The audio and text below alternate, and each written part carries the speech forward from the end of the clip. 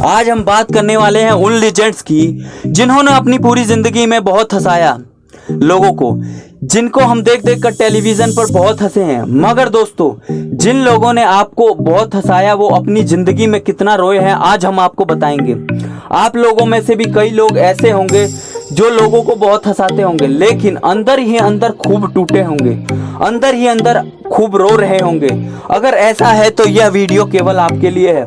सबसे पहले हम बात करते हैं उस इंसान की जिसकी छत बहुत टपकती थी, जिसकी छत इतनी टपकती थी कि बारिश के दिनों में उनको ऊंचे जगह पर जाकर खड़ा होना पड़ता था, जिन्होंने अपनी जिंदगी में छोटी उम्र में एक्टरों की आवाज निकाल निकाल कर सड़कों पर पेन बेचा। वह केवल 7वीं कक्षा तक पढ़े हैं, जिसने 18 साल की उम्र में हिंदुस्तान यूनिलीवर कंपनी में कार्य किया और कंपनी के स्टाफ को मिमिक्री करके बहुत हंसाया करते थे। मैं बात कर रहा हूं जॉनी राव की, जिसको आज दुनिया जॉनी लीवर के नाम से जानती है। और आज के टाइम में जॉनी लीवर की नेटवर्थ $30 मिलियन है। कहते हैं मेहनत कर, क्योंकि जब परमेश्वर की इस रोशनी पड़ती है ना तो हमारे अंदर एक अजीब सी ताकत आ जाती है। आज की कहानी, आगे की कहानी सुनकर आपके रोंगटे खड़े हो जाएंगे। एक ऐसे इंसान जो मरने के बाद भी आज भी हमारे दिलों में राज करता है। इस इंसान ने हमारे को बहुत हंसाया है, पर इनका शुरुआती जीवन बड़ा ही कठिन रहा है। इनके माता पिता स्टेज शो करके अपना घर चलाते थे, लेकिन कुछ ही दिनों बाद इसके पिता इसके घर को छोड़कर चले गए। तो इसके पिता की जाने के बाद इसकी पूरी रिस्पॉन्सिबिलिटी इसके माँ पे आ गई, फैमिली की। इसके लड़के की माँ पर आने के बाद जब ये लड़का 6 साल का था तो इसकी माँ एक दिन स्टेज शो कर रही थी। अचानक से उसकी आवाज़ चली जाती है, तो वहाँ बैठी ऑडियंस जो है गुस्सा हो गई थी। तभी उस बच्चे ने वहाँ आकर अपनी माँ जैसी एक्टिंग की और ऑडियंस को संभाला। लेकिन दुर्भाग्य की बात यहीं तक नहीं, दुर्भाग्य की बात इतनी रही कि एक स्टेज शो के बाद, इस स्टेज शो के बाद उसकी माँ की आवाज़ कभी वापस ही नहीं आई। इससे भी दुर्भाग्य की बात यह रही कि जब वह 8 साल का था तो उसकी माँ की मेंटल स्थिति बिगड़ गई, जिसकी वजह से उसको मेंटल हॉस्पिटल में भर्ती करवाया गया। लेकिन इसके बावजूद भी इस बंदे ने कभी हार नहीं मानी और ना ही परिस्थितियों के आगे झुका।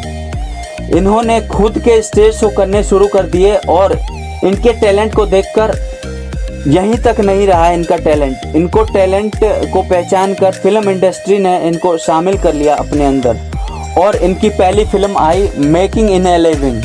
और उस फिल्म के बाद इनको बहुत सारे ऑफर मिले। 1914 में इन्होंने खुद की फिल्म डायरेक्ट कर डाली, जिसका नाम था कॉट इन द रैन। अब तो आप समझ गए होंगे मैं किसकी बात कर रहा हूँ। मैं बात कर रहा हूँ चार्ली चैपलिन की, जो मरकर भी आज भी लोगों के दिलों पर राज करते हैं। और इसी संघर्ष में एक कहानी उस लड़के की है जो कि बहुत हकलाता था। अगर उसे किसी को कुछ कहना होता था तो वह ठीक से अपने हकलाने की वजह से बोल नहीं पाता था। इसी आदत की वजह से इसका कई बार मजाक भी बनाया जाता था। अगर उसकी जगह हम होते तो गूगल पे सर्च कर रहे होते कि कोई मजाक बनाए तो हम क्या करें, लेकिन इसने अपनी फोकस अपनी कमजोरी की ताकत पर किया। अपनी कॉमेडी के लिए बहुत ज़्यादा पैशनेट था, लेकिन हकलाने की वजह से ही लोगों को हंसाना शुरू कर दिया। तो इन्होंने अपने फिजिकली हरकतों से लोगों को हकलाने और हकलाने की हरकतों से लोगों को हंसाना शुरू कर दिया। इनके पेशेंट को देखकर इनको फिल्म इंडस्ट्री में काम मिलना शुरू हो गया और 1997 में इनकी पहली फिल्म आई बीन, और इसके बाद लोग इनको बीन के नाम से जानते हैं। आपने भी देखा होगा, यानी कि जो बंदा हकलाता था उसने कॉमेडी की दुनिया पर राज किया। और मिस्टर बीन के 14 एपिसोड और सिर्फ 2 मूवीज इतनी पॉपुलर हुई कि पूरी दुनिया में 200 देशों में बहुत ज़्यादा पॉपुलर हुई, और 200 देशों में इतने पॉपुलर हुई कि सब लोग इनको जानते हैं। और 150 मिलियन इनका नेटवर्थ है।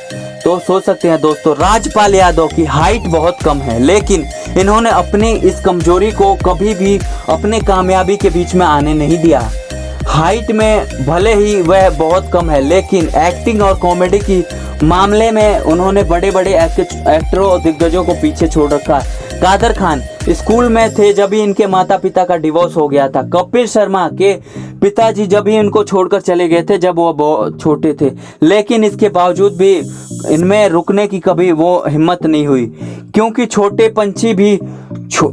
पंछी ही बरसात और बादलों के दिनों में नीचे आसमान के नीचे कहीं छिप जाते हैं, लेकिन बाज वह होता है जो बादलों को चीरता हुआ और तूफानों को चीरता हुआ बादलों के ऊपर उड़ता है। जिंदगी में भले ही कहते हैं जिंदगी में बहुत ही कठिनाई आती है, पर हमें झुकना नहीं चाहिए। लोहे को भी कीमती होने के लिए पहले तप कर जाना पड़ता है, वैसे ही तुम भी एक लोहे की तरह हो। अपनी जिंदगी की वैल्यू भी तभी बढ़ सकती है जब तुम्हें आग के अंदर तपोगे। गुलाब पे भी पहले कांटा आता है, उसके बाद फूल आता है, तो हमारी जिंदगी में पहले रोशनी कैसे आ सकती है। तो जब भी तुम्हें हाइट की प्रॉब्लम आए तो जॉनी लीवर को, राजपाल यादव को याद करना। तुम्हें रंग का याद आए तो जॉनी लीवर को याद आना। हकलाने का याद आए तो तुम्हें मिस्टर बीन को याद करना। तो दोस्तों कभी भी हार मत मानना, नेवर गिव अप। इन सब की लाइफ से कुछ सीखो, और अगर ज़रा भी मोटिवेट हुए हो मेरी वीडियो से तो मेरी वीडियो को लाइक करो, सब्सक्राइब करो और शेयर करो। और जय हिंद दोस्तों, आशा करते हैं ये वीडियो आपको पसंद आए। जय हिंद।